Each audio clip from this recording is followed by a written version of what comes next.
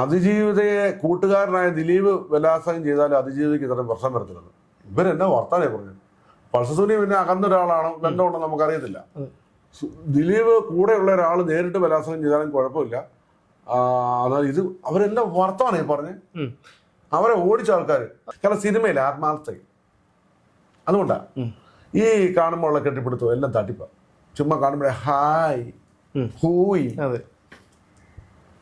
ആരെ വിശ്വസിക്കാതിരിക്കുക എന്റെ പ്രശ്നമേ അല്ല. ദിലീപായിട്ട് എനിക്ക് യാതൊരു ബന്ധം ഉണ്ടായിരുന്നില്ല.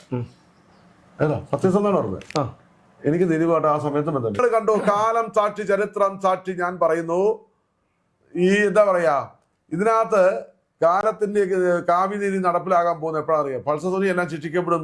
കുറെ നാൾ കഴിയുമ്പോൾ പൾസസുനി പറയും എന്നെ കൊണ്ട് അങ്ങനെ ജയിച്ചതാന്ന് പൊതുസമൂഹത്തിന് പറഞ്ഞില്ല. ഉണ്ടാവും അറിയില്ല. നമ്മളുടെ 10 അല്ല നമ്മളൊക്കെ ഇവിടെ ഉണ്ടാവും അറിയില്ല.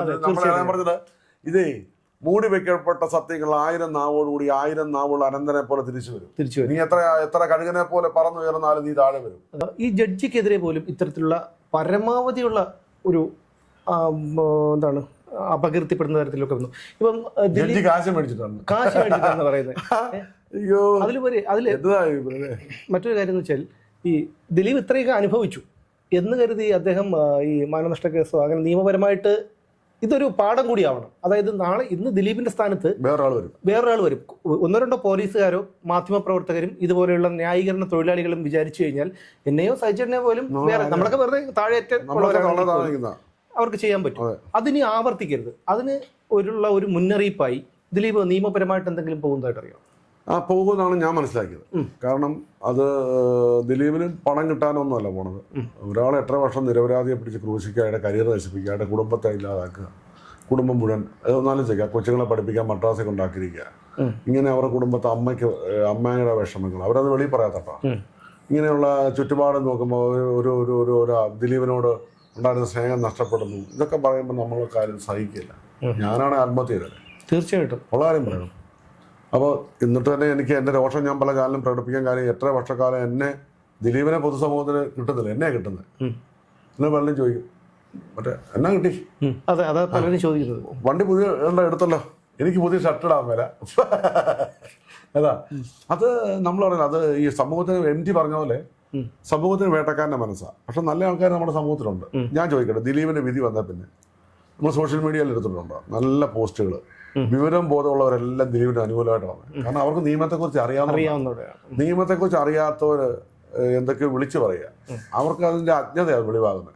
പിന്നെ വിളിച്ചു പറയാനായിട്ട് ഇവരൊരു കാരണക്കാരാണ്. ഈ അറിവുള്ളവർ പോലും വന്നിരുന്ന് ചാനൽ വന്നിരുന്നിട്ട് അതുപോലെ ഈ വക്കീലുമാര് അവരെയൊക്കെ ബാർ കൗൺസിൽ ഇത് ചെയ്യണം, കേസറ്. ഞാനിപ്പോൾ ഹൈക്കോടതി രജിസ്ട്രാർക്ക് പരാതി കൊടുക്കുമ്പോൾ ഇവരുടെ ലിസ്റ്റ് വെച്ച് ഇവരെല്ലാം ഇതിലൂടെ ഞാനത് പെൻഡ്രൈവിലാക്കി കൊടുക്കും.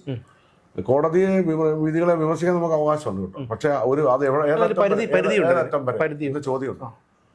ജഡ്ജി 5 വർഷം അവരുടെ ജീവിതം കളഞ്ഞു. അവരിതിനു വേണ്ടി തന്നെ നിന്നിട്ട് അവർക്ക് ഇനി ഈ കേസിന് 5 വർഷം നിങ്ങൾ മെനക്കെട്ടതല്ലേ, അതുകൊണ്ട് 5 വർഷം സീനിയോറിറ്റി കൊടുക്കാന്ന് പറയില്ലല്ലോ. ഹൈക്കോടതി ജഡ്ജി ആകേണ്ട ആളാണ്. അപ്പോൾ എത്ര ഹൈക്കോടതി വക്കീലുമാരുടെ ഗ്രൂപ്പ് പറഞ്ഞു കേട്ടില്ലേ ഇത്രയും നല്ലൊരു ജഡ്ജി ഇല്ലെന്ന്. അപ്പനായാലും നോക്കിക്കൊള്ളു പുള്ളിക്കാരി. അപ്പനാണ് നോക്കിക്കൊള്ളാൻ പറയും. ആ ജഡ്ജിയെ കുറിച്ച് അവർ അനുഭവിക്കുന്ന അവരുടെ മാനസിക സംഘടനത്തെ കുറിച്ചാണ് ഞാൻ cyber attack. Mini TV mini പറഞ്ഞു, TV മിനിക്ക് സൈബർ അറ്റാക്ക് എന്ന്. CB മിനി എൻ്റെ കൂടെ ഒരു ചാനൽ 4-ാം നാൾ ഇറങ്ങിപ്പോയി. കാരണം ആ പുള്ളിക്കാരി പറഞ്ഞൊരു വാചകം എനിക്ക് ഭയങ്കര ഫീൽ ചെയ്തു. എന്നറിയാ പറഞ്ഞേ, അതിജീവിതയെ കൂട്ടുകാരനായ ദിലീപ് ബലാത്സംഗം ചെയ്താലും അതിജീവിതയ്ക്ക് ഇത്രയും പ്രശ്നം വരത്തില്ലെന്ന് ഇവരെന്നാ വർത്താനേ പറഞ്ഞു. പൾസസുനി പിന്നെ അകന്നൊരാളാണോ ബന്ധമുണ്ടോ നമുക്കറിയത്തില്ല. ദിലീപ് കൂടെയുള്ള ഒരാൾ നേരിട്ട് ബലാത്സംഗം ചെയ്താലും കുഴപ്പമില്ല. എന്നാൽ ഇത് അവരെല്ലാം വർത്തമാനേ പറഞ്ഞ് അവരെ ഓടിച്ച ആൾക്കാർ. അല്ല അതാണ് പറഞ്ഞ ഇതേ പരാമർശം മറ്റൊരാളാണ് നടത്തിയത്, താങ്കളാണ് നടത്തിയിരുന്നെങ്കിൽ ഞാനാ പോയി. ഞാൻ പണ്ട് 2.5 മണിക്കൂർ പണ്ട് അത് എന്നാ അറിയാം, അതാ മഴയായിരുന്നു ഏഷ്യാനെറ്റിൽ ചർച്ചയിൽ. മഴ വന്നപ്പോൾ കറണ്ട് എല്ലാം പോയിട്ട് എന്നാ പറഞ്ഞൊന്നും അറിയത്തില്ല. ആ സമയത്ത് എനിക്ക് ടങ് സ്ലിപ്പ് വന്നാൽ ഇല്ലൊന്നും ഞാൻ പറയത്തില്ല. ഞാൻ ക്ഷമയും ചോദിച്ചു, അത് വരാൻ പാടില്ല. അത് ആ ഒരാഴ്ച എനിക്ക് 3 വനിതാ കമ്മീഷനകത്ത് 3 പരാതിയും ഇല്ലേ. പിന്നെ എനിക്കതൊരു കള്ളക്കേസ് ഒരെണ്ണം എടുത്തിട്ടുണ്ട്. ഇപ്പോഴും കേസുണ്ട്. എവിടെയാണ് അങ്കമാലി കോടതി ഞാൻ പൊക്കോണ്ടിരിക്കുക. അതൊക്കെ ഞാൻ എന്നാ തെറ്റ് ചെയ്തിട്ട് എനിക്ക് അഭിപ്രായം പറഞ്ഞു ഞാൻ ആരെയും തെറി വിളിച്ചു, അത് ഞാൻ ആരെങ്കിലും മോശമാക്കി ഞാൻ ശക്തമായി വിമർശിക്കും, ഇപ്പോഴും വിമർശിക്കും. അങ്ങനെ അങ്ങോട്ട് പോകണം, തുമ്പുന്ന മൂക്കാണ് അങ്ങോട്ട് പോട്ടെ. ഇവിടെ അറിയോ ഒരു ഒരു ഒരു ധാർമ്മികരോഷം എനിക്ക് ചെറുപ്പം പോലെ ഉണ്ട്. എന്റെ പിതാവ് പറഞ്ഞിട്ടുണ്ട്, ഇത്രയും ധാർമ്മികരോഷം ഉള്ളവരെ കാണും. ചെറുപ്പം പോലെ ഞാൻ ധാർമ്മികരോഷം ഉള്ള ആളാണ്.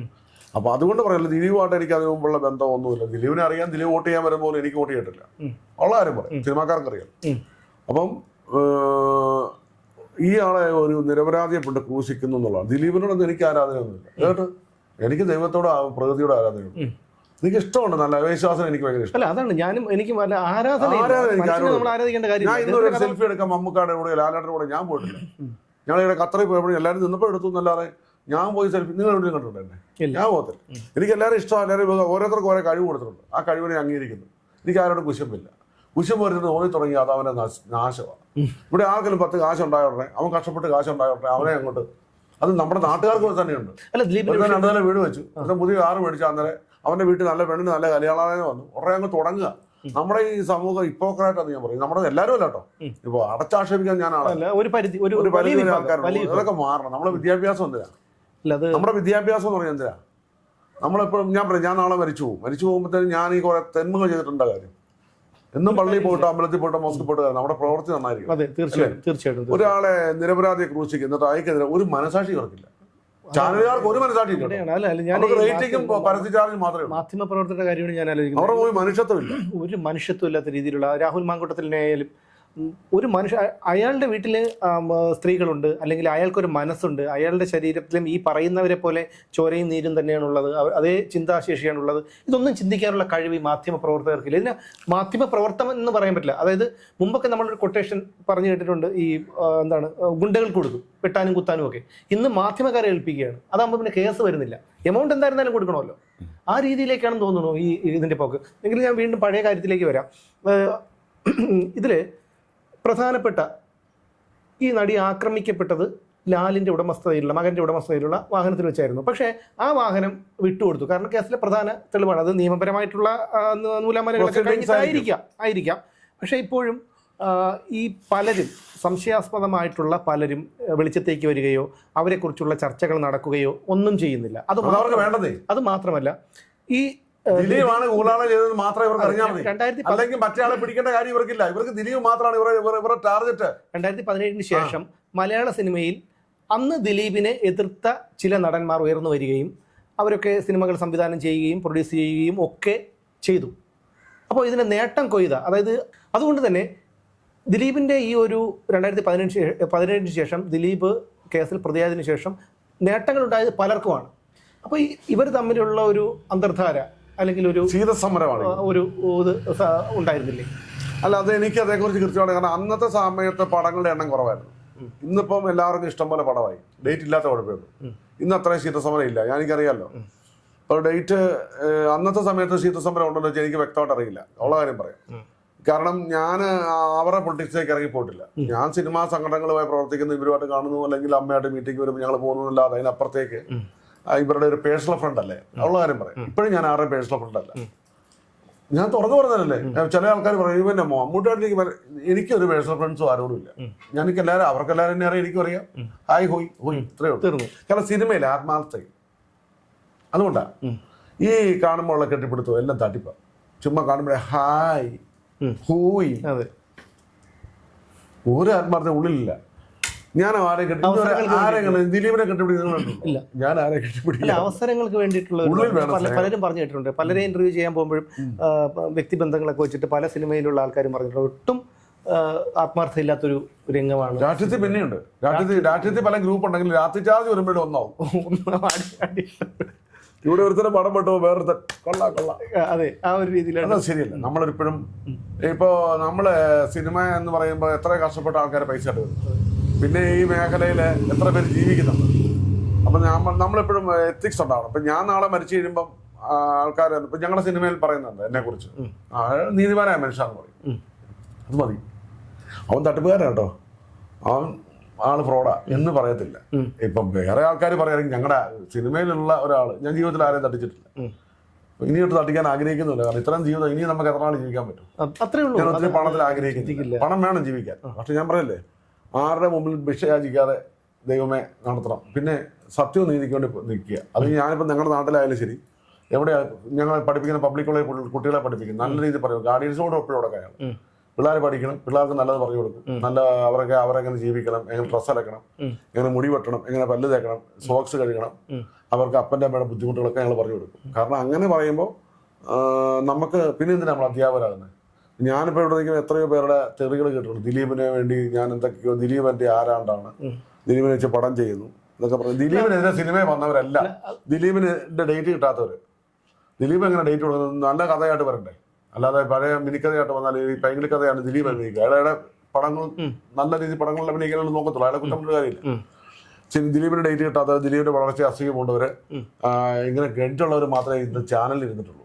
ഇപ്പോഴും അംഗീകരിക്കാൻ ഇപ്പത്തെ വിനയം തന്നെ പറയല്ലേ, കോടതി വിധി അംഗീകരിക്കും. ജോയ് മാത്യു പറഞ്ഞു, നല്ല കാര്യം, നല്ല കാര്യം. തീർച്ചയായിട്ടും അവരൊക്കെ നമ്മുടെ രാജ്യത്തെ പൗരന്മാര് രാജ്യത്തിന്റെ ഞാൻ ചോദിക്കണം, നമ്മുടെ കോടതി മോശം നമ്മൾ ആരോട് പോയി പരാതി പറയും? അതാണ് പാകിസ്ഥാനിൽ ഈയിടെ ഒരു സംഭവം ഉണ്ടായി. ഒരു പാകിസ്ഥാൻ ഒരു ജില്ലയിലെ നമ്മുടെ മുസ്ലിങ്ങളിൽ മറ്റൊരു വിഭാഗം ഉണ്ടല്ലോ, അവര് ഖുർആൻ പ്രചരിപ്പിക്കാൻ പാടില്ല. അങ്ങനെ ജഡ്ജി വിധിച്ചു ഖുർആൻ പ്രചരിപ്പിക്കാൻ അവർക്കും അവകാശമുണ്ട്. സംഭവിച്ചെന്നാ, ഭൂരിപക്ഷം വരുന്നൊരു വിഭാഗമുണ്ട്, ഞാൻ പേര് പറയുന്നത്. അവര് വന്ന് കോടതി ആക്രമിക്കുകയാണ്. നമ്മുടെ നിയമം കോടതികളും മോശമാണെന്ന് പറഞ്ഞാൽ ഇവിടെ അരാജകത്വം ഉണ്ടാവും. Anarchy will arises in living society. Court എന്ന് പറഞ്ഞാൽ കോടതി ഇവിടുത്തെ ഭരണഘടന നിലനിർത്താനും ഭരണഘടന ഇവിടെ നിലനിർത്തി കൊണ്ടുപോകാനും പൊതുസമൂഹത്തിൽ അച്ചടക്കം ഉണ്ടാക്കാനും ഉള്ളതാണ് കോടതി. ആ കോടതികളെ വിമർശിക്കുകയാണ്. കോടതി കൈക്കൂലി വാങ്ങിയിട്ടാണ് ഇവരെല്ലാം അറസ്റ്റ് ചെയ്യണം. ഹൈക്കോടതി രജിസ്ട്രാറോടും മുഖ്യമന്ത്രിയോടും അവർ ഇവിടുത്തെ കോടതി ജഡ്ജിമാർ നോക്കിയിരിക്കരുത്. അവർ ചെയ്യേണ്ടത് ഇവന്മാരെല്ലാം പിടിച്ച് അകത്തിടണം. ഇവന്മാരെല്ലാം ഈ ചാനൽ ഇരുന്നുകൊണ്ട് വൃത്തിയോട് പറഞ്ഞ ചാനലുകാര് ഇവന്മാരാരാണ്? ഈ രാജ്യത്തെ ആരാണ്? ഇവന്മാർക്ക് ഒരു ചാനലുണ്ട്, ഇത് തോന്നിയ ദിവസം വിളിച്ച് പറയാമോ? ഇവന്മാരെല്ലാം പിടിച്ച് അകത്തിടണം. അതുപോലെ വക്കീലുമാർ 3-4 ജനം ഇറങ്ങിയിട്ടുണ്ട്. ഇവരെ ഇത് ചെയ്യണം, ബാർ കൗൺസിൽ ബാർ ചെയ്യണം. ഇതെന്താ ഈ പറഞ്ഞത്? ഒരു കോടതിയിൽ വിധി വർഷങ്ങളുടെ നീണ്ട sentence by sentence, inch by inch check ചെയ്തിട്ട് വിധി വന്നിട്ട് ആ വിധിയെ വിവരമില്ലാത്ത വിമർശിച്ച പോട്ടെ, അവർക്ക് വിവരമില്ലെന്ന് പറയാം. ആ വിമർശിക്കാൻ ഇവർക്ക് പ്രേരകമാകുന്നതാണ് അരാജകത ഉണ്ടാക്കാനും കലാപം ഉണ്ടാക്കാനും. ഇവന്മാർക്കാരെ കേസെടുക്കും. ഞാൻ പരാതി കൊടുക്കും. ഞാൻ പരാതി തയ്യാറാക്കൊണ്ടിരിക്കുക. ഒരു പക്ഷേ ഇന്നിപ്പോ കോടതി പറഞ്ഞിട്ടുണ്ട് അതിനെ കുറിച്ച് വിധി വന്നു. കോടതി മിണ്ടായിരിക്കരുത്. കോടതി മിണ്ടാതിരുന്ന പിന്നെ ആരാ ഇനി മിണ്ടേണ്ടത്? നമ്മൾ വേണ്ടി അവർ തല്ലും നമ്മളെ. നമ്മൾ ഈ മാധ്യമ വിചാരണ അതിൽ ഒരു തരത്തിൽ പറയാതിരിക്കാൻ വയ്യ. കാരണം ശാന്തിപിള്ള ദിനേശും താങ്കളുമാണ് ഇതിൽ ദിലീപിന്റെ, പിന്നെ മഹേഷ് ആണ് ദിലീപിന് വേണ്ടി എന്ന് പറയാൻ പറ്റില്ല, വസ്തുതകൾ നിരത്തി കാര്യങ്ങൾ പറഞ്ഞത്. അതിനെ അവർ ദിലീപിന് അനുകൂലമാണെന്ന് വ്യാഖ്യാനിക്കുന്നു. അത് അവരുടെ തെറ്റ്. പക്ഷേ ഈ പറയുന്ന ശാന്തിപിള്ള എന്ന് പറഞ്ഞാൽ കോടികൾ വാച്ചെന്നൊക്കെയാണ് പലരും പറയുന്നത്. പാവപ്പെട്ട ഇപ്പോഴും കിടക്കുന്ന ഒരു വാടക വീട്ടിലാണ്. എനിക്ക് വ്യക്തിപരമായിട്ട് അറിയാന്നുള്ളത്, വാടക വീട്ടിലാണ് ഇപ്പോഴും കിടക്കുന്നത്. ഇപ്പോൾ കുറച്ച് മാസങ്ങൾക്ക് മുമ്പ് ആ ഒരു വാടക വീട് ഒഴിഞ്ഞ് മറ്റൊരു വാടക വീട്ടിലേക്ക് പോയി. ആ മനുഷ്യൻ ഇപ്പോഴും നടക്കുന്ന 2 വീലറിലും ഒരു മോന് ഗൾഫിൽ പോയതുകൊണ്ട് ഒരു കാറിലുണ്ട്. ഇതിലാണ് ആ മനുഷ്യൻ നടക്കുന്നത്. 10 പൈസ അയാൾ ആരുടെ ഒന്നും വാങ്ങിക്കില്ല. ഞാൻ തന്നെ വീഡിയോ ചെയ്യുമ്പോഴത്തേക്കും ഞാൻ പൈസ കൊടുക്കുമ്പോൾ പൈസ വേണ്ട എന്ന് പറയും. ഞാൻ നിർബന്ധിച്ചിട്ട് പുള്ളിക്ക് ഗൂഗിൾ പേ കൊടുക്കും. അതാണ്. അന്ന് പുള്ളി ആരുടെ ഒന്നും ചോദിക്കില്ല. എന്നാൽ മാക്സിമം ആൾക്കാർ അദ്ദേഹത്തിന് മുതലാക്കിക്കൊണ്ട് പോവാണ്. ഒരുപാട് പേര് കാണുന്ന വീഡിയോ ആണ്. ആ വീഡിയോ കാണുമ്പോഴത്തേക്കും അതിൻ്റെ ഒരു പങ്ക് അദ്ദേഹത്തിന് കൊടുക്കണം എന്നുള്ളൊരു മനസ്സാക്ഷിയില്ല. ആ മനുഷ്യനാണെങ്കിൽ ചോദിക്കുകയില്ല, കൊടുത്താലോട്ട് വാങ്ങുകയില്ല. ആ മനുഷ്യനാണ് ലക്ഷങ്ങൾ ദിലീപിന് വേണ്ടി വാങ്ങി എന്ന് പറയുന്നത്. പുള്ളിയെ സംബന്ധിച്ചുള്ള പുള്ളിക്കാരൻ നന്നായി സംസാരിക്കും. ശാന്തിപിള്ള ഞങ്ങൾക്ക് 2 പേർക്കുള്ള കുഴപ്പമാണ്. അതാണ് ഞാൻ അറിയത്തില്ല. കാണുമ്പോൾ സുഖിപ്പിക്കുക, എന്നിട്ട് പോയി തെറി വിളിക്കുക. അതൊക്കെ നല്ല ഉള്ള പറഞ്ഞു. അങ്ങനെയൊക്കെ പൈസ ഉണ്ടാക്കണമെന്നുണ്ടെങ്കിൽ എന്തുമാത്രം പൈസ ഉണ്ടാക്കാനെന്നറിയാം. അല്ല, ഒന്നും ചെയ്തിട്ടില്ല ചേട്ടാ. എനിക്ക് വളരെ ഒരു രഹസ്യമല്ല ഒരു കാര്യം ചോദിക്കാനുണ്ട്. അതായത് ബാലചന്ദ്രകുമാറിൻ്റെ താങ്കൾ പറയുന്നത് പോലെ പരദൂഷണമായി വന്നതിന് ശേഷമാണ് ഈ കേസിൻ്റെ ഗതി മാറിയതും വിധി ഇത്രയും നീണ്ടുപോയതും. ഞാൻ ചോദിച്ചോട്ടെ, ബാലചന്ദ്രകുമാർ എന്ന് പറയുന്ന ഒരു വ്യക്തി ജീവിച്ചിരിപ്പുണ്ടെന്നുള്ള കാര്യം അറിയുന്നത് പോലും ഈ ഒരു സംഭവത്തിന് ശേഷമാണ്. എങ്ങനെയാണ് ദിലീപിനെ പോലെ ഇത്രയും അഗ്രസീവായിട്ടുള്ള, ഇത്രയും ബുദ്ധിമാനായിട്ടുള്ള കഴിവുകളുള്ള ഒരു വ്യക്തി ബാലചന്ദ്രകുമാറിനെ പോലെയുള്ള ഒരാളുമായിട്ട് എടുത്തത്? താങ്കൾ ദിലീപുമായിട്ടുള്ള ഒരു ബന്ധം ഉണ്ടെന്ന് ഞാൻ കരുതുന്നു. അതുകൊണ്ട് എന്തെങ്കിലും താങ്കൾക്ക്, കാരണം ഇത് പ്രേക്ഷകനും കൂടി അറിയാൻ വേണ്ടിയിട്ടാണ് ഞാൻ ചോദിക്കുന്നത്. ഞാൻ എൻ്റെ മരിച്ചുപോയ അമ്മയാണ് സത്യം പറയുകയാണ്. എനിക്ക് 2 ആൺകുട്ടികളാണ്. ഞാൻ എൻ്റെ അപ്പന് മരിക്കാൻ നേരം ഐസിയു വെച്ച് എൻ്റെ അമ്മയോട് പറഞ്ഞു, ഞങ്ങൾ 9 മക്കളാണ്, 2 പേര് മരിച്ചു. എൻ്റെ 9 മക്കളിൽ ഏറ്റവും നീതിമാൻ അവനാന്ന് പറഞ്ഞു. ഞങ്ങളെല്ലാം നീതിമാന്മാരാണെങ്കിലും എൻ്റെ 9 മക്കളിൽ ഏറ്റവും നീതിമാൻ എൻ്റെ മകൻ സരിയെന്ന് പറഞ്ഞു. അതിപ്പോ ഒരു സർട്ടിഫിക്കറ്റ് ആരുടെ എനിക്ക് വേണ്ട.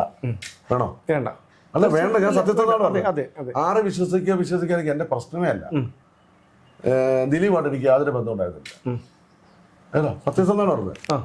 എനിക്ക് ദിലീപായിട്ട് ആ സമയത്ത് ബന്ധമില്ല. ഞാൻ ഞാൻ അന്വേഷിച്ചിട്ടുണ്ട്. എന്താ താങ്കൾ ഞാൻ അന്വേഷിച്ച് മനസ്സിലായത് ദിലീപ് ആരോടും നോ പറയത്തില്ല, ഒരാളെ വിഷമിപ്പിച്ച് സംസാരിക്കത്തില്ല. ഒരു കഥയുണ്ട് എന്നൊക്കെ പലപ്പോഴും പുറകെ നടന്നിട്ടുണ്ട്. കൗബോയ് എന്ന് പറഞ്ഞ സിനിമ മറ്റേ എടുത്തത് നമ്മുടെ അനിൽ മാത്യു ഇല്ല, എന്റെ സുഹൃത്താനില്ല, ഞാൻ എന്നോട് ചോദിക്കാറുണ്ട്, ഞങ്ങളെപ്പോഴും കാണുകയും ഞങ്ങളെപ്പോഴും ഒരുമിച്ചിരിക്കുന്നവരാ. കൗബോയ് എന്നൊരു പടം പൊട്ടി പോയി കേട്ടോ.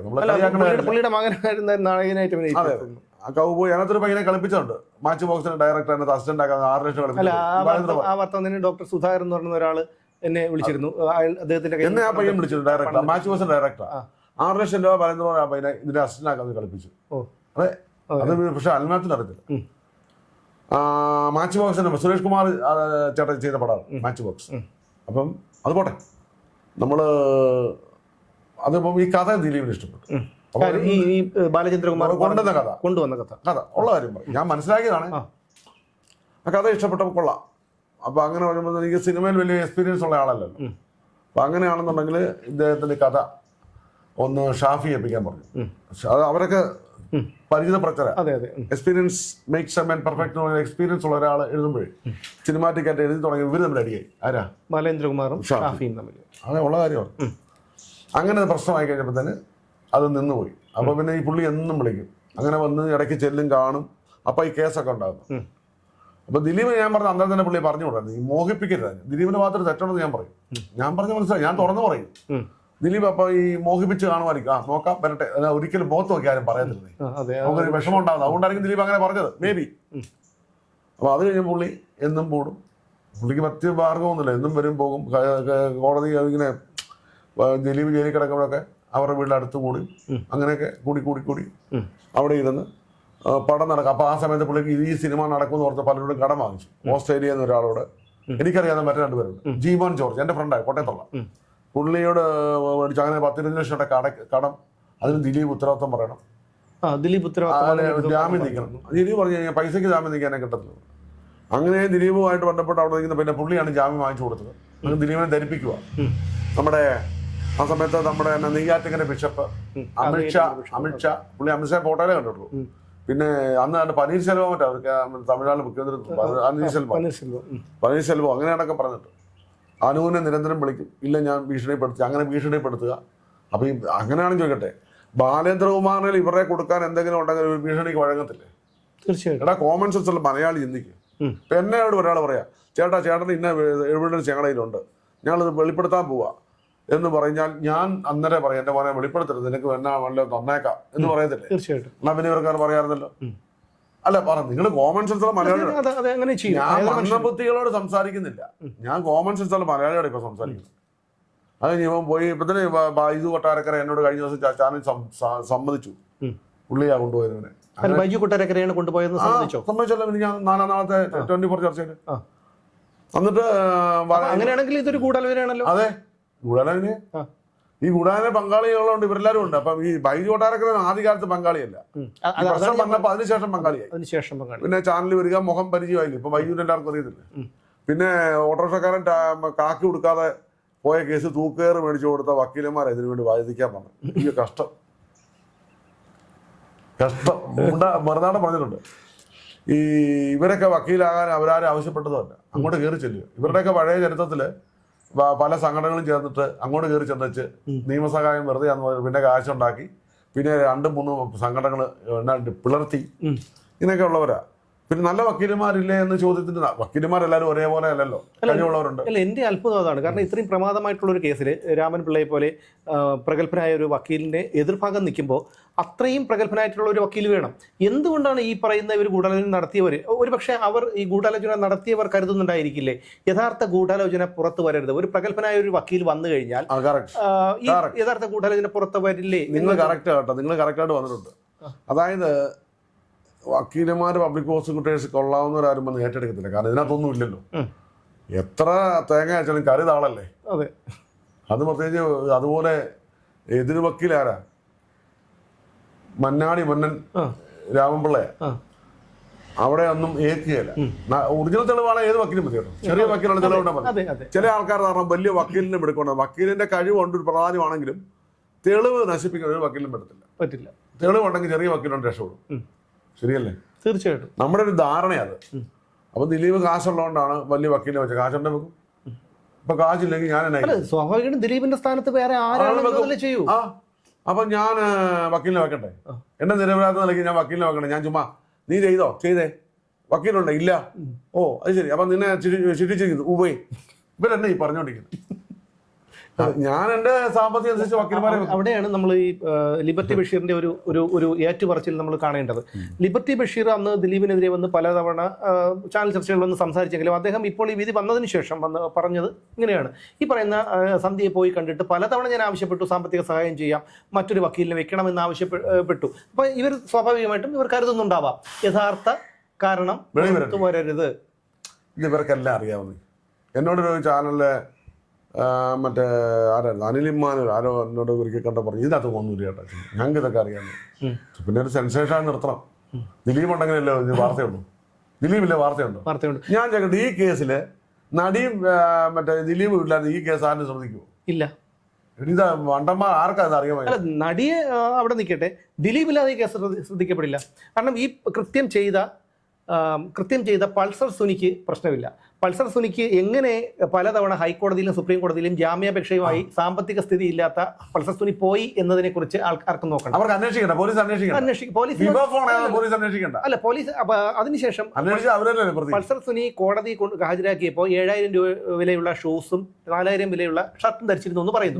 കോടതി വന്ന് ഇറങ്ങിയത് ഇന്നോവയില. എനിക്ക് എന്റെ പോലെ എന്നെ അടിപൊളിയായിട്ട് ജീവിക്കുന്നറിയോ? അപ്പോ പുള്ളിക്കെന്നാ പണി? അത് ഞാൻ പറഞ്ഞുതരാം. പൾസറിക്ക് പൈസ കൊടുത്തില്ലേ ഇപ്പൊ കോടതി ഇവരാ. പൾസറി ഒരു ഞാൻ ബെറ്റ് വെക്കാം. ഇപ്പൊ നിങ്ങളോട് ഒരു കാര്യം പറയാം. ഞാൻ എന്റെ അസസ്മെന്റ് ഇന്നുവരെ തെറ്റിയിട്ടില്ല. കാലം പോകെ പൾസറി ഇതിന്റെ എല്ലാം ഉറപ്പാണ്. നിങ്ങൾ കണ്ടു, കാലം സാക്ഷി ചരിത്രം സാക്ഷി. ഞാൻ പറയുന്നു, ഈ എന്താ പറയാ, ഇതിനകത്ത് കാലത്തിന്റെ കാവ്യനീതി നടപ്പിലാകാൻ പോകുന്ന എപ്പോഴാ അറിയാം? പൾസറി എല്ലാം ശിക്ഷിക്കപ്പെടും. കുറെ നാൾ കഴിയുമ്പോൾ പൾസറി പറയും എന്നെ കൊണ്ട് അങ്ങനെ ജയിച്ചതാന്ന് പൊതുസമൂഹത്തിന് പറഞ്ഞില്ല. ഉണ്ടാവും അറിയില്ല. നമ്മളുടെ 10 അല്ല നമ്മളൊക്കെ ഇവിടെ ഉണ്ടാവും അറിയില്ല. ഞാൻ പറഞ്ഞത് ഇതേ മൂടി വെക്കപ്പെട്ട സത്യങ്ങൾ 1000 നാവോടുകൂടി 1000 നാവുകൾ അനന്തനെ പോലെ തിരിച്ചു വരും. നീ എത്ര കഴുകനെ പോലെ പറന്നു ഉയർന്നാലും നീ താഴെ വരും. ഇത് പ്രകൃതിയാണ്. ലോകത്തിലെ സകല ജീവജാലങ്ങളിലും ലക്ഷോപലക്ഷം ജീവജാലങ്ങൾ ഒന്ന് മാത്രമാണ് മനുഷ്യന് മാത്രം പ്രത്യേകതയൊന്നുമില്ല കേട്ടോ. ഇത് പ്രകൃതി നിയമമുണ്ട്. To every action there is equal and opposite reaction. ഇവരെ ഈ പറയുന്ന ഇപ്പോഴും ദിലീപിനെ കുറ്റപ്പെടുത്തുന്ന ഇവരാരും ചിന്തിക്കുന്നില്ല. കാരണം എങ്ങനെയാണ് ദിലീപ് അതെ എങ്ങനെയാണ് പൾസർ സുനിക്ക് ഇത്രയും പണം വന്നത്? പൾസർ സുനി പുറത്തിറങ്ങിയപ്പോൾ ഇത്രയും സാമ്പത്തിക സ്ഥിതി എങ്ങനെയാണ് ഈ ജാമ്യ ഹർജിക്ക് സമർപ്പിക്കാനുണ്ടായത്? എങ്ങനെയാണ് ഇത്രയും വില കൂടിയ ആഡംബര ജീവിതം നയിക്കുന്നത്? ഈ ആഡംബര ജീവിതത്തെക്കുറിച്ച് അന്വേഷിച്ച് സ്പെഷ്യൽ ബ്രാഞ്ച് റിപ്പോർട്ട് കൊടുത്ത് അതിനെക്കുറിച്ച് അന്വേഷിക്കുമെന്ന് പറഞ്ഞു. അത് അവിടെ തീർന്നു. പിന്നെ കണ്ടീഷൻ ബെയിലായിരുന്നു. അതായത് കുറ്റകൃത്യങ്ങളിൽ ഏർപ്പെടരുത്. ഈ കഴിഞ്ഞ ഏപ്രിലാണ് രായമംഗലത്തെ ഹോട്ടലിൽ അടിച്ചു തകർത്തത്. അന്നും പോലീസ് ജാമ്യം റദ്ദാക്കാനായിട്ട് കോടതിയെ സമീപിക്കുന്നു പറഞ്ഞു. ഏപ്രിൽ കഴിഞ്ഞ് ഇപ്പൊ ഡിസംബറായി, പോലീസ് പോയിട്ടില്ല. ഇതൊന്നും ചിന്തിക്കാൻ സാധാരണക്കെതിരായിട്ട് ഇവർ മൂവ് ചെയ്താൽ ഇവർ വിവരം അറിയും. അവനെല്ലാം വിളിച്ചു പറയും യാഥാർത്ഥ്യം. അത് ഇവർക്കറിയാം. ശരിക്കും പൾസറി ഇപ്പൊ ഇവരെ ബ്ലാക്ക്മെയിൽ ചെയ്യാൻ എനിക്ക് സംശയമുണ്ട്. കാരണം അറിയോ, ഞാൻ ഒറ്റ കാര്യം കേരളത്തിലെ പൊതുസമൂഹത്തിൽ ചോദിക്കാം. ഹൈക്കോടതി കേസ് കൊടുത്തിട്ടുണ്ടോ നിങ്ങൾ? എത്ര ലക്ഷം രൂപ ആവും? സുപ്രീം കോടതി കേസ് കൊടുത്തിട്ടുണ്ടോ നിങ്ങൾ? എത്ര ലക്ഷം രൂപ ആവും? പൾസർ സുനിയുടെ ജോലി അറിയാം നമുക്ക്. ജയിലിലാണ്, ഇത്ര നാളും ജയിലിലാണ്. ഈയുടെ ജാമ്യം കിട്ടി അല്ലേ? എത്ര പ്രാവശ്യം സുപ്രീം കോടതിയിൽ പോയിട്ടുണ്ട്, എത്ര പ്രാവശ്യം ഹൈക്കോടതിയിൽ പോയിട്ടുണ്ട്. കോടികൾ ചിലവായി. ഇത് കൊടുത്തത് ആര്? അവരാണ് ഈ കുറ്റകൃത്യം ചെയ്തത്. Malayali, think, use your brain. ഇതൊക്കെ പിന്നെ ഞാൻ ചോദിക്കട്ടെ, വിവോ ഫോൺ ആരുടെയാ? ഇല്ല. പൾസർ സുനി ഈ നടിയെ ആക്രമിക്കുന്ന മുമ്പുള്ള ഫോണിൽ രേഖകൾ എന്ത്? ഈ ഫോൺ കടത്തിയ അതൊക്കെ ഇതിനകത്ത് വരും. ഫോൺ കടത്തിയ ഇപ്പൊ എന്താണ് ക്യാമറ പ്രവർത്തിക്കായിരുന്നത്? അടുത്ത കാര്യം ബിബിൻലാൽ പറഞ്ഞില്ലേ എന്നെ കൊണ്ട് എഴുതിച്ചാണ്. നീ പോട്ടെ, പൾസർ ഈ ദൃശ്യം ഈ നടി ആക്രമിക്കപ്പെട്ടതിന് ശേഷം ആദ്യം ചാടിക്കയറി എന്റെ കിടപ്പുണ്ട്. ഇന്നലെ ഒരാൾ എനിക്ക് അയച്ചത്. ആദ്യം ചാടിക്കയറി വീടില്ലേ, അതാരുടെ? പറയൂ. ഇവര് മുഴുവൻ ചോദിക്കണ്ട. അവരെ ജയിലിൽ നിന്ന് എങ്ങനെ കത്ത് പോകുന്നത്? മുട്ടൂത്തി വെളിയിൽ പോകത്തില്ല. ഇപ്പൊ ഉദ്യോഗസ്ഥന്മാരറിയാതെ ഞാൻ ചോദിക്കട്ടെ, ജയിലിൽ കിടന്നിട്ടുള്ള ഞാൻ ജയിലിൽ കിടന്നിട്ടുള്ളതാണോ? അത് ശരി. ജയിൽ പുള്ളിയുടെ കൂടെയാണ് നമ്മൾ സംസാരിക്കുന്നത്. അതെ, അല്ല ഞങ്ങൾ എന്തായിരുന്നാലും വാർത്താ സംബന്ധമായിട്ടുള്ള ഒരു കേസിലായിരുന്നു ഞാനും. ഞങ്ങൾ രണ്ടുപേരും സുദർശൻ നമ്പൂതിരി കിടന്നു. പക്ഷെ നമുക്ക് ഇല്ല, പേപ്പർ വരെ കിട്ടില്ലല്ലോ അവിടെ. പേപ്പർ അതാ ചോദിച്ചാ. അപ്പം ഇതെല്ലാം ഗൂഢാലോചന. അത് മാത്രമല്ല, ഈ കേസിൽ പൾസർ സുനിയെ കാക്കനാട് ജയിലിൽ കൊണ്ടുപോകുമ്പോൾ നാസർ എന്ന് പറയുന്ന കൊല്ലം സ്വദേശിയായ മറ്റൊരു വ്യക്തി ഉണ്ടായിരുന്നു. ബാലചന്ദ്രകുമാറിനെ കുറിച്ചുള്ള വാർത്തകൾ വന്ന സമയത്ത് അദ്ദേഹം ഈ നാസർ എന്നെ വിളിക്കുന്നു, ഓഫീസ് നമ്പറിലേക്ക് വിളിക്കുന്നു, ഞാൻ മറ്റൊരു സ്ഥാപനത്തിലായിരുന്നു. നാസർ എന്നോട് തുറന്ന് പറഞ്ഞതാണ് അവിടെ നടന്നത് എന്താണെന്നും ആരാണ് എഴുതി കൊടുത്തതെന്നും ഒക്കെ നാസർ എന്നോട് പറഞ്ഞതാണ്. അല്ല, ബിബിലാല് പറഞ്ഞല്ലോ ഞാൻ എഴുതി തിരുവട്ടം കൊടുക്കാന്ന് പറഞ്ഞു. അതുപോലെ ഡ്രൈവർ മാർട്ടിൻ ഞാൻ ഒരു കാര്യം പറഞ്ഞു, അവനെ ഇപ്പൊ ശിക്ഷിക്കുന്നുണ്ട് ഉറപ്പാ. പക്ഷേ മാർട്ടിൻ നിരപരാധിയാണോ? എനിക്ക് നിരപരാധി, പക്ഷെ പെട്ടുപോയി. ഇനി നിരപരാധി എന്ന് പറയാൻ പറ്റില്ല, അറിയാതെ പെട്ടുപോയത്. അതെങ്ങനെ പറയാൻ കഴിയും? ഞാൻ മനസ്സിലാക്കിയത് ഇവൻ ഇതേക്കുറിച്ച് അറിവില്ല. ഇവൻ വണ്ടി ഓടിക്കാൻ ലാൻഡ് ഡ്രൈവറല്ലേ, ഇവൻ വണ്ടി ഓടിക്കാൻ പോയത് മാത്രം. പക്ഷെ പെട്ടുപോയി. പക്ഷെ ഇനി നമ്മൾ അവനെ നിരപരാധിയാണെന്ന് പറയേണ്ടതും കാര്യമില്ല, ചെയ്യാൻ സമൂഹം സമ്മതിക്കുന്നില്ല. ഞാൻ അതുകൊണ്ട് പറയുന്നില്ല. പക്ഷെ എനിക്ക് എൻ്റെ ഒരു ധാരണ അതിനകത്ത് അവൻ തികച്ചും നിരപരാധി. പക്ഷെ പറഞ്ഞിട്ട് കാര്യമില്ല, പെട്ടുപോയപ്പെട്ടു. അപ്പം നമ്മൾ തമ്മിലൊരു യാത്ര പോകുന്ന സമയത്ത് നമ്മൾ തമ്മിലൊരു നിങ്ങളൊരു കുറ്റകൃത്യം ഏറ്റപ്പോൾ ഞാൻ കൂട്ടുപ്രതിയാവും, സ്വാഭാവികം. അവൻ പറഞ്ഞിട്ടില്ല ആരൊക്കെ ഇതിനെന്താ പറയുന്നത്, അവൻ പറഞ്ഞിട്ടുണ്ടല്ലോ ഇങ്ങനെ അതന്നെ അന്വേഷിക്കാത്തേ. അതന്നെ അന്വേഷിക്കാത്തേ. ഇതൊന്നും ഇവർ അന്വേഷിക്കത്തില്ലെന്ന്. കഴിഞ്ഞ ദിവസം ചാനലൊരു ആള് ചോദിക്കുക എന്നോട്, പോയി പരാതി കൊടുക്കാൻ പറ്റില്ല. ആ ഫസ്റ്റ് എന്തിനാ വെറുതെ കടലാസുകളെ ദിലീപിനെതിരായിട്ട് പരാതിയാണ് ഇവിടെ വന്ന് പിടിച്ചോണ്ട് പോകും ഇല്ലേ? വൺ സൈഡ് അന്വേഷണം. ഇത് നീതി എങ്ങനെയാണ്? നമുക്ക് എല്ലാവർക്കും ഒരുപോലെ നീതി. നമ്മുടെ രാജ്യത്ത് ജീവിക്കാൻ നമുക്കെല്ലാം അവകാശം. തെറ്റ് ചെയ്തതിന് ശിക്ഷിക്കപ്പെടണം, അല്ലെങ്കിൽ സമൂഹത്തിൽ അരാജകത്വം ഉണ്ടാകത്തില്ല. ഇല്ലെങ്കിൽ സമൂഹത്തിൽ എന്ത് നറേഷനാണ് നമ്മൾ കൊടുക്കുന്നത്. അതുകൊണ്ട് ഞാൻ ഈ പൊളിറ്റിക്സ് പഠിപ്പിക്കുന്ന ആളാണ്, ലോയർ അറിയാവുന്ന ആളാണ്, ഞാൻ ധാർമ്മികദോഷമുള്ള ആളാണ്. ഇന്നലെ ഒരു വക്കീൽ എന്നോട് പറയാണ് അവർക്ക് ഇന്ത്യൻ ഭരണഘടനയെ വിശ്വാസമില്ല, അവരെ ഇവിടുന്ന് ഈ രാജ്യത്ത് പറഞ്ഞു. അല്ല, എങ്ങനെയാണ് ഈ വക്കീല് പറയുകയാണ് നമ്മുടെ ഭരണഘടന അനുസരിച്ച് article 36 to 51 direct principle of state പോളിസിയിൽ നമുക്ക് we are having some rights. ഒരു പൗരൻ മൗലിക അവകാശം അനുഭവിക്കുമ്പോൾ അവൻ എന്ത് ചെയ്യാൻ ബാധ്യസ്ഥനാണ്, ഡ്യൂട്ടി ചെയ്യാൻ ബാധ്യസ്ഥനാണ്. First duty of the Indian citizen to protect, അത് ഗവൺമെന്റിനെയാണ്, to respect the constitution of India, to respect the national flag of India. ഇന്ത്യയുടെ ഭരണഘടന വിശ്വാസമില്ലാത്ത ഈ രാജ്യത്ത് ജീവിക്കാൻ ഒരു വക്കീൽ ഇന്നലെ പറയാണ്. ആരാ? ലേഡി വക്കീല്. എന്നിട്ട് അവർക്കൊരു പുച്ഛവാ. സത്യം പറഞ്ഞാൽ എനിക്ക് ഇവരുടെയൊക്കെ മാഷീനി പരിശോധനയ്ക്ക് കൊള്ളാമെന്നുണ്ട്. ഇവരെന്ത് ബുക്ക് വെച്ചാണ് ഇവർ സത്യം പറഞ്ഞു ചെയ്തത്, ഒരു സ്ഥലത്തെടുത്തത്? ഇന്ത്യയുടെ ഭരണഘടന എനിക്ക് വിശ്വാസമില്ല, അവർക്കെതിരെ കേസ് കൊടുക്കുന്ന ആരെന്ന് പറഞ്ഞിട്ടുണ്ട്.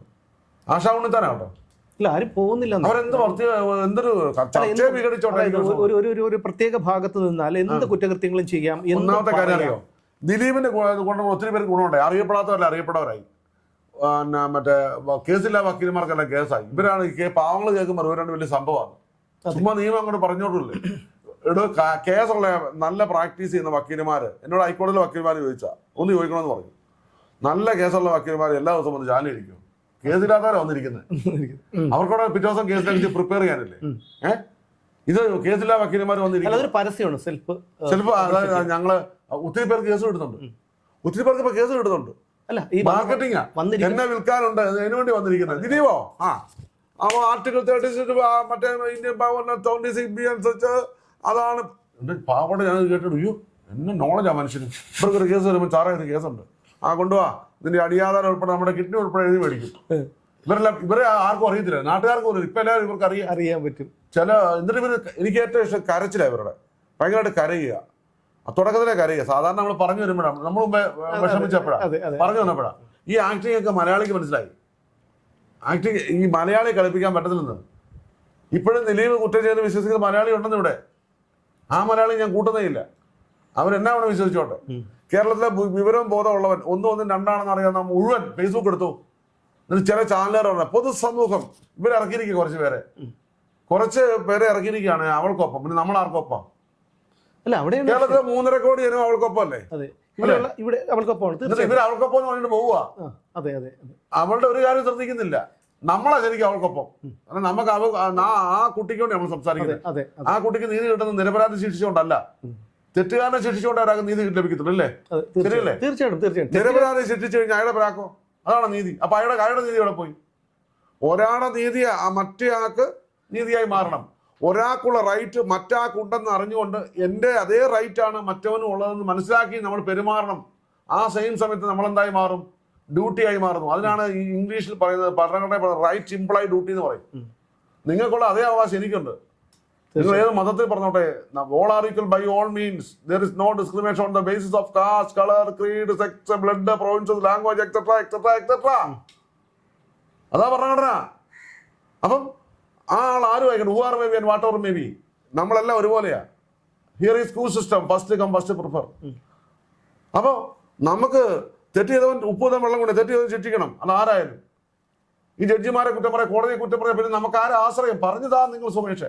തീർച്ചയായിട്ടും ഇവരങ്ങനെ ഒരു നറേഷൻ പാവങ്ങൾ ഇവിടെ അരാജകത്തോട്ടാം, കലാപം ഉണ്ടാവും. ബഹുമാനപ്പെട്ട കോടതി, സുപ്രീം കോടതി ഇപ്പൊ സുപ്രീം കോടതിയുടെ നോംസ് ലംഘിച്ചിരിക്കുക. ഇവന്മാർക്കെല്ലാം ഞാൻ പരാതി കൊടുക്കും. ലിസ്റ്റ് ബൈ ഇവരുടെ ചാനൽ ചർച്ച പോയി ഞാൻ പരാതി കൊടുക്കും. കമന്റ് ബോക്സിൽ തെറി വിളിക്കുന്നവരുണ്ട് ജഡ്ജിയെ, അവന്മാരെല്ലാം ഞാൻ എടുത്തു കൊടുക്കും. ഞാൻ ഇറങ്ങിത്തിരിക്കുക. ആരെങ്കിലും ഒരാൾ വേണം തീർച്ചയായിട്ടും. ഇത് എനിക്ക് അവരുടെ വൈരാഗ്യം ഉണ്ടായിട്ടല്ല. അവർ വിമർശിച്ചോട്ടെ, അവർ പറയട്ടെ. വിമർശനത്തിന് ഒരു പരിധിയില്ലേ? അല്ല, വിധിയെ ഞാൻ ചാനൽ ഇരുന്നുകൊണ്ട് അവരെ തെറി വിളിക്കോ? തെറി വിളിച്ചാൽ തെറ്റല്ലേ? വിധിയെ വിമർശിക്കാനുള്ള അവകാശമുണ്ട്, പക്ഷെ അതിനൊരു അതിരുണ്ട് എന്നുള്ളത്. അതിനുണ്ട്, ലിമിറ്റേഷൻ. അതെ, നമ്മുടെ രാജ്യമില്ലേ നമുക്ക് ജീവിക്കാൻ പറ്റില്ല. നമ്മുടെ രാജ്യം, കൺട്രി എന്ന് പറഞ്ഞാൽ നേഷൻ ഈസ് അവർ ഗാർഡിയൻ. ഈ രാജ്യത്ത് നമ്മുടെ ഗവൺമെന്റ്, നമ്മളും ഭരണഘടനയും പോലീസും പട്ടാളവും നമ്മുടെ കോടതികളും ഉള്ളതുകൊണ്ട് നമ്മൾ ജീവിക്കുന്നത്. നമ്മളെ പ്രൊട്ടക്ട് ചെയ്യുന്ന, കണ്ണിലേക്ക് പ്രൊട്ടക്ട് ചെയ്യുന്നത് നമ്മുടെ പട്ടാളക്കാരാ. നമ്മുടെ ഗവൺമെന്റിനെ, നമ്മുടെ സർക്കാരിനെയും കേന്ദ്ര സർക്കാർ ഉൾപ്പെടെ നമ്മുടെ കോടതികളെയും വിമർശിച്ചുകൊണ്ട് ഇവിടെ കലാപം ഉണ്ടായാൽ സംഭവിക്കാൻ പോകുന്നത് എന്താണ്? മറ്റു രാജ്യം, നമുക്കിവിടെ ഗവൺമെന്റിലെ മറ്റു രാജ്യങ്ങളെ ആക്രമിക്കത്തില്ലേ? അപ്പൊ നമുക്ക് സ്വാതന്ത്ര്യം കിട്ടുമോ? നമ്മുടെ രാജ്യത്ത് എന്താണ് സ്വാതന്ത്ര്യം കിട്ടിയിരിക്കുന്നത്? താൽക്കാലിക ലാഭം. ഈ താങ്കൾ പറഞ്ഞ ഒരു കാര്യം വളരെ ശരിയാണ്. കാരണം സമൂഹത്തിൽ ഒരുവിധം മാന്യമായിട്ട് ജീവിക്കുന്ന ഒരാൾക്കെതിരെ കിട്ടുന്ന ഒരു ആയുധം നന്നായി പ്രയോഗിക്കാൻ അറിയാവുന്ന ആൾക്കാരാണ് മലയാളികൾ.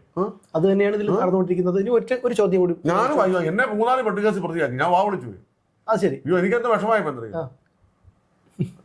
ഞാൻ കിളിരൂർ കബീർ, പിന്നെ എന്നായിരുന്നു ഒരു കേസ് ഉണ്ടല്ലോ, കിളിരൂറാണോ കബീർ? പിന്നെ വേറുണ്ട്, ഞാൻ സിനിമ വന്നിട്ട് പോലില്ല. പിന്നെ എന്നായിരുന്നു വേറൊരു കേസ് ഉണ്ടല്ലോ, എന്റെ ഒരു പേരുകാരുണ്ട് ആ കേസിൽ. അത് ഇമാൻ ഈ പറഞ്ഞ എന്റെ സെയിം പേരാണ്. അതൊരു പ്രൊഫസറാ, പുള്ളി മരിച്ചുപോയി. പുള്ളി ആത്മഹത്യ ചെയ്തു ഈ കേസിൽ. ഞാനാണ് പറഞ്ഞോണ്ടിരിക്കുന്നത്. ചേട്ടന്റെ പേരാണ് പറഞ്ഞു കേട്ടത്. എന്റെ സെയിം ഒഫീഷ്യൽ നെയിമാ, ജേക്കബ് മാത്യു. ജേക്കബ് മാത്യു. അതാ കൂട്ടുകാരൊക്കെ ജേക്കബ് മാത്യു വെച്ച് തള്ളി കൊടുത്തു. ജേക്കബ് മാത്യു അങ്ങനെയൊക്കെ. നമ്മുടെ സൂര്യനെല്ലി കേസില് ഞാൻ സിനിമയിൽ വരുന്നതിന് മുമ്പ് സംഭവിച്ച കാര്യങ്ങൾ. കിളിരൂർ കബീർ ഞാൻ 2005 5 ഫിംഗേഴ്സ്. കിളിരൂർ കബീരൊക്കെ 2003, 2004 സംഭവിച്ചു. അന്നേരം സിനിമ വന്നിട്ടില്ല. എന്റെ ആദ്യ സിനിമ 5 ഫിംഗേഴ്സാ. വെച്ചാൽ അലകുവാ, എന്തും പറയാം. ഓൺലൈൻ മാധ്യമം ചെയ്യാൻ പാടില്ല. അതിൽ നമ്മളെ എന്നെ പറയുന്നത് മാനസിക ക്ഷീണിപ്പിക്കുക. നമ്മളെ ഇങ്ങനെ തെറിയൊക്കെ പറയുമ്പോൾ മാനസിക ക്ഷീണിക്കുക. നമ്മൾ കോളേജ് നടത്തല്ലേ. അപ്പൊ അങ്ങനെ പൊതുമതിൽ നമ്മളൊരു പേര് ക്ഷീണമാകുമ്പോൾ നമ്മൾ ചാനൽ ചർച്ചയ്ക്ക് പോകത്തില്ല നടത്തേ. അപ്പൊ എനിക്ക് വാശി കൂടി. എന്നെ കുറിച്ച് ഞാൻ എന്ത് പറഞ്ഞാലും കുഴപ്പമില്ല, എനിക്ക് എന്റെ മനസാക്ഷി വിട്ട് ഞാൻ ജീവിക്കില്ല. നമുക്ക് നമ്മളെക്കുറിച്ച് ഒരാൾ നല്ലത് പറയുന്നത് പറഞ്ഞിട്ട് കാര്യമില്ല. നമ്മുടെ സമൂഹത്തിന് MD പറയുന്ന വേട്ടക്കാരൻ്റെ മനസ്സാണ്. നമ്മൾ പറയുന്നത് എൻ്റെ കുടുംബത്തിന് എന്നെ അറിയാം, എൻ്റെ മാതാപിതാക്കളൊക്കെ എന്നെ അറിയാമായിരുന്നു, എന്നോട് സുഹൃത്തുക്കൾക്ക് അറിയാം, എല്ലാവർക്കും അറിയാം. പിന്നെ ലോകത്തുള്ള എല്ലാവർക്കും എന്നെ പേഴ്സണലി അറിയാം. ഇല്ല, അവരെന്നെ കുറ്റം പറഞ്ഞോട്ടെ. പക്ഷെ ഒരു കാര്യമുണ്ട്, എൻ്റെ മനസാക്ഷിയുടെ മുമ്പിൽ ഞാൻ സത്യം പറഞ്ഞാൽ ഒരു തെറ്റും ഇതുവരെ ചെയ്യാത്ത ഒരാളാണെന്ന് എനിക്ക് തോന്നുന്നു. എന്ന് പറഞ്ഞാൽ നമ്മളൊരാളെ കളിപ്പിക്കുക അല്ലെങ്കിൽ ഒരാളെ മോശം ഉള്ള കാര്യം പറയും. ഈ ദിലീപിനെ ഇവിടെ അല്ലാതെ തന്നെ കേസിന് വരുമ്പോൾ തന്നെ ഒരു ചെറിയ കാര്യം ഇപ്പം എല്ലാവർക്കും ഉണ്ടായിരുന്നു. എന്താ പറയുക, ഈ മഞ്ജു വാര്യരെ എല്ലാവർക്കും നല്ല സുന്ദരിയായ സ്ത്രീയായിരുന്നു. അത് കഴിഞ്ഞ് കാവ്യമാധവനെ കെട്ടി. അതിനൊറ്റ മാനസികാവസ്ഥയുള്ളൂ. നമ്മൾ ഈ കോളേജ് പഠിക്കുമ്പോൾ സുന്ദരിയായ ഒരു പെണ്ണിനെ ആരെങ്കിലും പ്രേമിച്ചാൽ നമുക്ക് ഇഷ്ടപ്പെടത്തില്ല. സത്യമല്ലേ? ഉണ്ടാവും. കോളേജ് പഠിച്ചിട്ടുള്ള എല്ലാ ചെറുപ്പക്കാർക്കും അറിയാം, സുന്ദരിയായ ഒരു പെണ്ണിനെ ആരെങ്കിലും പ്രേമിച്ച അവനോട് ചെറിയ ചുമ്മാ ഒരു അസുഖമുണ്ടാവും. ദിലീപ് മഞ്ജുവാരെ കെട്ടിയപ്പോഴേ എല്ലാവർക്കും ഒരു അസുഖമുണ്ട്. എടാ നീ മഞ്ജുവാരെ കെട്ടില്ല. അത് കഴിഞ്ഞപ്പോഴത്തേക്കിന് ആണ്ടവൻ കാവ്യമാധവനെയും കെട്ടി. എടാ ആ സമയത്ത് ഇതൂടെ മനസ്സിലായില്ലേ? അപ്പം പിന്നെ കൊച്ചു ഗോപാലകൃഷ്ണ എന്നൊക്കെ പറയുന്നത് തുടങ്ങുക. നമ്മുടെ അസൂയാണ് പിന്നെ ദീപിന്റെ വളർച്ച. നമ്മൾ സത്യത്തിൽ നമ്മൾ ആരോടും അസൂയപ്പെടാതിരിക്കുക. നമ്മളൊരു അസൂയ ഉണ്ടായാൽ അവൻ്റെ നമ്മുടെ വഴി അങ്ങ് പോയി കഴിഞ്ഞാൽ ഒരു പ്രശ്നമില്ലല്ലോ. ഒറ്റ ചോദ്യം കൂടി ചോദിച്ച് നമുക്ക് അവസാനിപ്പിക്കാം. ഇനി ദിലീപിന് ഒരു തിരിച്ചുവരവ്, അദ്ദേഹം തിരിച്ച് സംഘടനയിലേക്ക് തിരിച്ചു വരുന്നു. അതിനെ തന്നെ പലരും വിമർശിക്കുന്നു.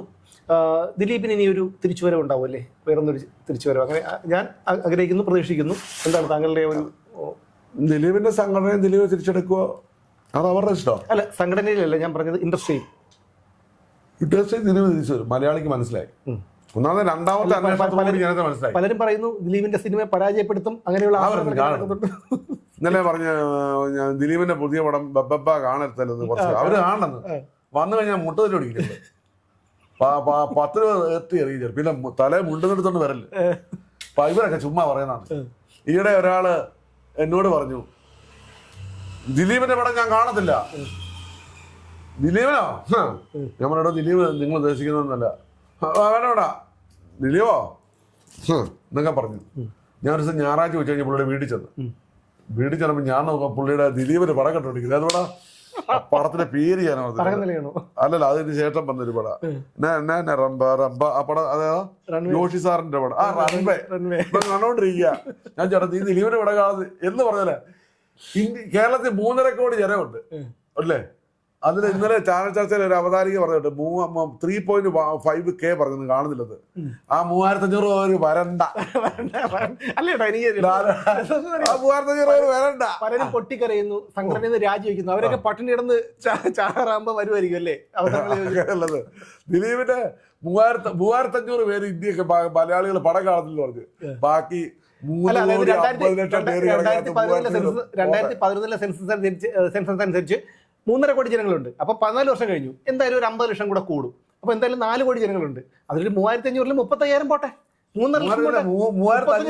3.5K അവരെങ്ങാണം കണ്ട എന്റെ പോലെ അവര് എല്ലാം അല്ല പടം നല്ലതാണ് ആളോടും അല്ലേ? ദിലീപിനെ അറസ്റ്റ് ചെയ്യപ്പെട്ട രാമലീല വന്നു. അറസ്റ്റ് ചെയ്ത സമയത്തല്ല രാമലീല വന്നു. എന്നോളായിരുന്നു ഇതിന്. അന്നേരം ബൈജു കൊട്ടാരക്കർ എന്നോട് ചാനലിരുന്ന് മേണുവിന്റെ വെല്ലു വിളിച്ച് പറഞ്ഞു അതെല്ലാം പിന്നെ ബംഗാളികളാണ്. ഞാൻ പറഞ്ഞത് കേരളത്തിൽ ഇത്രയും മാത്രം ബംഗാളിയുണ്ട്. ഞങ്ങൾ ഷൂട്ട് ചെയ്ത് കാണിച്ചപ്പോൾ ഈ ശരിക്കും പറഞ്ഞോണ്ടല്ലോ ബൈജു കൊട്ടാരക്കർ എന്നാ പറഞ്ഞത് പുള്ളിക്കും അറിയത്തില്ല. ഞാൻ ഇങ്ങനെ പറഞ്ഞ ശരിക്കും പറഞ്ഞ കോമഡി കഥാപാത്രമായിട്ട് മാറി. എന്നിട്ട് കഴിഞ്ഞ ദിവസം ആരോട് എന്നോട് ചോദിച്ചത് ഞാൻ ഊളയാണ് ഞാൻ സംഭവിച്ചു എന്നതൊക്കെയാ പറയുന്നത്. എന്തായാലേ അതായത് മലയാളി എടുത്ത കളി. കാരണം 2016 മുതൽ ഇത് ഇവിടെ പറയാമെന്നറിയില്ലെങ്കിൽ 2016 മുതൽ 21 വരെ സകലമായ നരകയാതനകളും അനുഭവിച്ചിട്ട് 2021 ഇലക്ഷൻ ആയപ്പോൾ ഒരു കുറച്ച് കിറ്റിൽ കുറച്ച് മുളക് പൊടിയും മല്ലിപ്പൊടിയും വെളിച്ചെണ്ണയും കൊടുത്തപ്പോൾ എല്ലാം മറന്നിട്ട് വന്ന് വോട്ട് ചെയ്തവന്മാരാണ്. അവന്മാർക്ക് ഇതൊന്നും ഒരു വിഷയമുള്ള കാര്യമില്ല. മലയാളികൾ ഇതൊക്കെ പറച്ചിലല്ലേ ഉള്ളൂ. ഇതിപ്പോ ഇന്ന് അടുത്ത നാളെ ഒരു വിഷയം വരുമ്പോൾ ആ വിഷയത്തിന്റെ പിന്നാലെ പോകും. അതിനപ്പുറം വേറെ ഒന്നും വരാൻ പോകും. സിനിമ നല്ലതാണെങ്കിൽ സിനിമ കൂടും. ദിലീപിനോട് ഒരു എന്താ പറയാ, ഞാൻ പറഞ്ഞില്ലേ ദിലീപ് ആക്രമിക്കപ്പെട്ട ആ സമയത്ത് ദിലീപിന്റെ ചാനലുകാരിലാണ് നിന്ന് അലക്കിയപ്പം ജനങ്ങളെ വിശ്വസിച്ചിട്ടുണ്ട്. ഇല്ലെന്ന് ഞാൻ പറയത്തില്ല. പക്ഷെ രണ്ടാമത്തെ അന്വേഷണം ജനത്തിന് മനസ്സിലായി ഇതിനകത്ത് ഒന്നുമില്ലായിരുന്നു. ഇത് നമ്മൾ ചിന്തിക്കുന്ന ആൾക്കാർക്ക് അതിന്റെ ചിന്തിക്കുന്നതല്ല, ഇപ്പോ ദിലീപിനെതിരെ നിൽക്കുന്ന ആൾക്കാർക്കും അറിയാം. ഇപ്പൊ ഈ ചാനലിരുന്ന 5-6 പേരുകൾ അവര് പറഞ്ഞു പോയതല്ലേ. പറഞ്ഞു 8.5 വർഷം അച്ചാന്ന് വിളിച്ചിട്ടേ പിന്നെ വേറൊരാൾ അച്ചാന്ന് വിളിക്കാൻ പറ്റും. അല്ല, ഞാൻ എന്റെ ഒരു അഭിപ്രായത്തില് ഈ കോടതികളൊന്നും ഇവിടെ ആവശ്യമില്ല. കാരണം ഇപ്പൊ ഈ പൊട്ടിക്കരയുന്നവരും ഈ ചാനൽ ചർച്ചയിലെ വിധികർത്താക്കളുണ്ട്. അവരെയൊക്കെ വെച്ചിട്ട് കോടതി വയ്ക്കുക. അത് മാത്രമല്ല വോട്ടെടുപ്പാക്കണം. വിധി, ഒരു കേസിന്റെ വിധി വോട്ടെടുപ്പാക്കണം. സത്യമൊന്നും വേണ്ട, ഒരു തെളിവും വേണ്ട. അതാകുമ്പോൾ എളുപ്പമുണ്ട്. അപ്പം അങ്ങനെ ഒരു ഇതിലേക്ക് വരണം എന്നാണ് എന്റെ ഒരു അഭിപ്രായം. എന്തായാലും അതിജീവിതയോട് അവർക്ക് സ്നേഹമുണ്ട്. അതിജീവിത വ്യക്തി ഇവര് മുഖം വിറ്റു, ഇവര് പ്രൊഫഷണൽ വിറ്റു, ഇവരുടെ പ്രൊഫഷൻ വലുതാക്കി. അതിജീവിതയുടെ സ്നേഹമാണ് ഇവര് പറഞ്ഞത്, ചുമ്മാതെ അല്ല. ഒരാള് തലേ ദിവസം അതിജീവിതയുടെ വീട്ടിൽ പോയി പറ്റിയിടന്ന് തോന്നുന്നു. അവിടെ ചെന്നിട്ടാണ് മാധ്യമങ്ങളെയൊക്കെ കണ്ടത്. അവിടുത്തെ മാധ്യമങ്ങളെ കണ്ടപ്പോൾ ഷൈൻ ചെയ്യാനായിരുന്നു മാധ്യമങ്ങളെ കണ്ടിട്ടേ. തലേ ദിവസം നമ്മുടെ വീട്ടിലൊക്കെ വല്ല ഈ വയറ്റ് കല്യാണോ അങ്ങനെ എന്തെങ്കിലുമൊക്കെ ചടങ്ങുള്ളപ്പോ തലേ ദിവസം വല്യമ്മമാരെ ചേട്ടാ വീട്ടിലൊന്നില്ലേ ഈ വല്യമ്മമാരൊക്കെ വലിയ അകന്ന ബന്ധത്തിലുള്ള വല്യമ്മമാരെ മറുപടി ഇറക്കിക്കുന്നില്ല. കാരണം കേരളത്തിലെ ജനങ്ങൾക്ക് ആരൊക്കെ എന്തൊക്കെ എവിടെ അറിയാം. ഇപ്പൊ എന്നെ വിമർശിച്ചിട്ടുണ്ട്, എനിക്ക് തെറ്റുന്നുണ്ട്. പക്ഷെ ആൾക്കാർ അത് തിരുത്തിയില്ലേ. ഇപ്പൊ എനിക്ക് കിട്ടുന്ന കൈയടി എവിടെയുള്ള എനിക്ക് കിട്ടുന്നത് അതാ പറഞ്ഞേ. സത്യത്തിനോട് നിൽക്കുമ്പോൾ ആദ്യം ചിലപ്പം അങ്ങനെയാണ് യേശുക്രിസ്തുവിനെ കുറിച്ച് ഏറ്റേണ്ടി വന്നില്ലേ, സത്യം പറഞ്ഞോണ്ടല്ലേ അല്ലേ? സോക്രട്ടീസിന് വിഷം കുടിക്കേണ്ടി വന്നു, സത്യം പറഞ്ഞോണ്ടല്ലേ ഇല്ലേ? തുക്ലക്കിനെ വട്ടാന്ന് വിളിച്ചു, സത്യം പറഞ്ഞോണ്ടല്ലേ. പിന്നെയാണോ ഈ അജീവന്തിയാണ് ഈ 7 അപ്പൊ നമുക്കൊന്നും പ്രശ്നമല്ല. മനസ്സിലായോ? ആക്ഷേപങ്ങൾ ഒത്തിരി കേട്ടു, ഒരു കുഴപ്പമില്ല. കാരണം നമ്മളത് ചെയ്യാത്തതുകൊണ്ട് നമ്മളൊരിക്കലും, ഞാൻ എന്നും പ്രാർത്ഥിച്ചിട്ട് എഴുന്നേക്കുന്നവനാണ്. എന്നും കിടക്കാൻ നേരം പ്രാർത്ഥിക്കും, വെളുപ്പിനെ എഴുന്നേക്കും, ആദ്യം പ്രാർത്ഥിക്കും, യഹോവ എന്റെ ജീവന്റെ വില ഞാൻ ആരെ പേടിക്കും. എല്ലാവരും ആരും ചോദിക്കത്തില്ല, ഉള്ള പറയും കേട്ടോ. അതിന്റെ സ്വഭാവം. അതുകൊണ്ട് എനിക്ക് ഒത്തിരി ശത്രുക്കളുണ്ട്. അത് വന്നോട്ടെ, അതിൽ കാര്യമില്ല. കാരണം നമുക്ക് എവിടെ ചെന്നും ഞാൻ ഉള്ള പറയും, നിൽക്കാൻ പറ്റൂല. ഇപ്പൊ എനിക്ക് ശത്രുക്കളുള്ള ഇപ്പൊ എനിക്കൊന്ന് പോലീസിലുണ്ട് ഈ ശത്രുക്കള്. ഈ സിനിമയ്ക്കകത്ത് ഈ ദിലീപിനെ എതിരിക്കുന്നതെല്ലാം മാറി. ഇനിയിപ്പോ ഇവരൊക്കെ എതിരെ നോട്ടം. അല്ല, ഇതൊക്കെ 2 ദിവസം മൂന്നാമത് അടുത്ത് മറ്റൊരു വിഷയം വരുമ്പോൾ അതിന്റെ പിന്നാലെ അങ്ങനെയല്ല. നാണക്കേട് കാരണം എന്തെങ്കിലും പറഞ്ഞല്ലോ എന്ന് ചോദിച്ചാണ് ഈ കരയുന്നതും രാജിവെക്കുന്നതും ഒക്കെ. സിനിമയിലെ സ്നേഹം ചേമ്പലിലെ വെള്ളം പോലെയാണ്. അതാണ് ഞാൻ പറഞ്ഞത്. പട്ടിണി കിടന്ന് ചാവാറാകുമ്പം അടുത്ത അവസരം തേടി വരും. എന്തായാലും ഒരുപാട് ചർച്ച ഒരുപാട് നീണ്ടുപോയി. അപ്പോൾ ഇതിൽ ആധികാരികമായി ഞാൻ തിരുവനന്തപുരത്ത് നിന്ന് ഇവിടെ വന്നത് തന്നെ ആധികാരികമായിട്ട് അന്ന് സംസാരിച്ചിരുന്ന ആളാണ് സജിച്ചേട്ടൻ. നമ്മൾ ഈ വിധിക്ക് മുമ്പ് തന്നെ ഇതിനെക്കുറിച്ച് പറഞ്ഞിരുന്നു. പക്ഷേ ഒരു കാര്യം വ്യക്തമാണ്, സജിച്ചേട്ടൻ പറഞ്ഞ ഒരു കാര്യം വളരെ വളരെ ഒരു വാദം എനിക്ക് പൂർത്തീകരിക്കാനുണ്ട്. ലാസ്റ്റ് പറഞ്ഞോളൂ. അല്ല പറഞ്ഞു, നിങ്ങൾ പറഞ്ഞു കഴിഞ്ഞിട്ട് ഞാൻ പറയാം. അതായത് ഒരു കാര്യം എനിക്ക് പറയാനുള്ള ഒരു കാര്യം, താങ്കൾ പറഞ്ഞ വളരെ വിലപ്പെട്ടൊരു കാര്യം എന്ന് പറഞ്ഞു കഴിഞ്ഞാൽ ഇതിനൊരു അവസാനമുണ്ട്. അത് ഒരുപക്ഷെ പൾസർ സുനി മാനസാന്തരം വന്ന് സമൂഹത്തിന് മുന്നിൽ നടന്നത് എന്താണെന്ന് പറയുന്നൊരു ദിവസമായിരിക്കും. അത് വരും. ഞാനീ പറഞ്ഞത് എനിക്ക് ദിലീപിനെ അറിയില്ല, പക്ഷേ ഈ കാര്യങ്ങളെല്ലാം കൂട്ടി വായിച്ച് ഒരു സാമാന്യ അരിയാഹാരം കഴിക്കുന്ന ഒരു സാമാന്യ മനുഷ്യൻ്റെ ബുദ്ധിക്കുന്ന നിരക്കുന്ന തരത്തിൽ വിശകലനം ചെയ്തിട്ടാണ് ഞാൻ ഈ കാര്യങ്ങളൊക്കെ പറഞ്ഞത്. അല്ലാതെ ദിലീപിൻ്റെ ഞാൻ ഇന്നതുവരെ കണ്ടിട്ടില്ല, സത്യമായിട്ട് കണ്ടിട്ടില്ല. എല്ലാ സിനിമകളും കാണില്ല.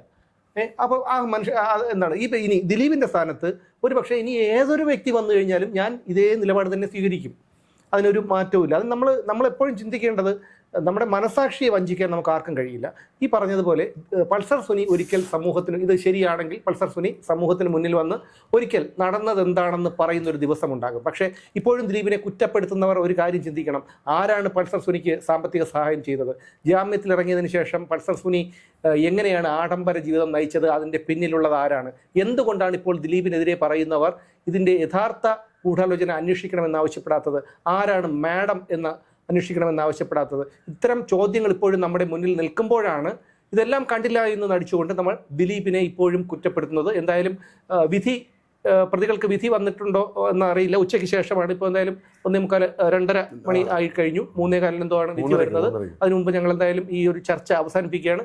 എന്തായാലും സജിച്ചേട്ടന് കൂടെ പറയാനുള്ളത് പറഞ്ഞ് അവസാനിപ്പിക്കാം. ഇനിയും ഈ കേസിനെ കുറിച്ച് മനസ്സിലാകാത്ത മലയാളികൾക്ക് മനസ്സിലാവണ്ട. ദിലീപ് തെറ്റുകാരത് കുറച്ച് ജീവിച്ചോളുക. Thank you very much.